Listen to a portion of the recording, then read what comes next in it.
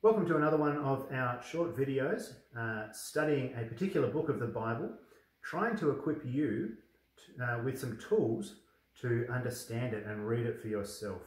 Today we're talking about the book of Ecclesiastes. Now, if you've ever had a chance to read the book of Ecclesiastes, you've probably concluded, as most of us have, that this is a very difficult book. It's confusing, it's a bit weird at times, and there's points where you're thinking, can the Bible really say that? It seems so out of place. On top of that, a lot of the usual points of reference that we have to help us understand books just aren't there. It's not clear who wrote it, it's not clear when it was written, there's no clear structure through the book, and a lot of those usual themes and historical events and people and places just aren't there at all. That said, there are a few things that help us as we try to understand this book. Now, we can say that it's a wisdom book and that the author is setting himself up in the school of wisdom. He kind of hints that he may be Solomon, but it's ambiguous enough that he also may not be Solomon and may just be writing in his line. He calls himself Koheleth, is the Hebrew word, which means assembler, a person who gathers people. And so we can maybe think of him as a preacher or a teacher, and that actually can be quite a useful word to describe him. We can also determine roughly why he's putting this book together and what the purpose behind it is. And his purpose is to answer a really big question.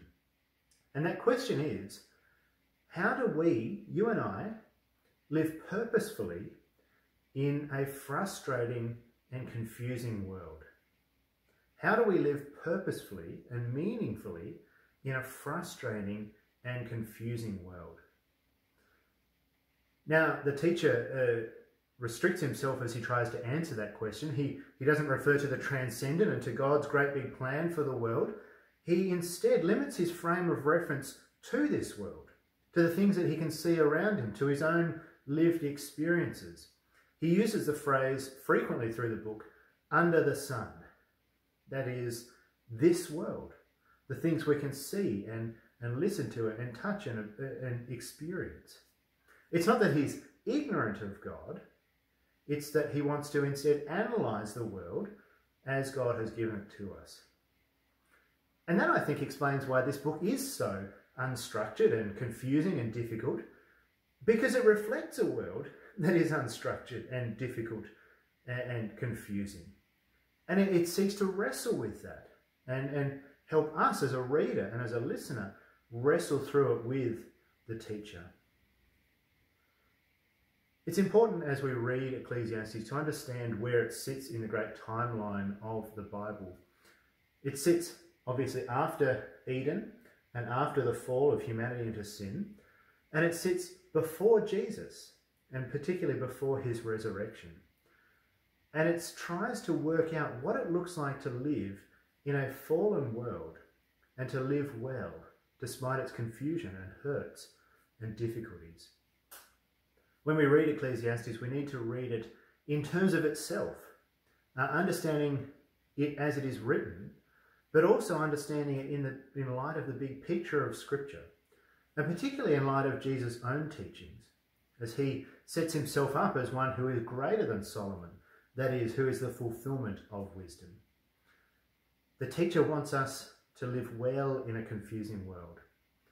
And that, I think, is something we all want, which is why this book is so important.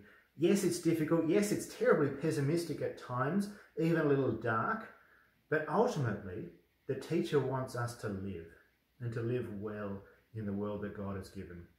So read this book, wrestle with its difficulties, engage with the questions that he asks, and remember the answers in light of the big picture of Scripture, and particularly in light of Jesus' own death and resurrection. And I trust that you will both find it difficult, but very rewarding as well.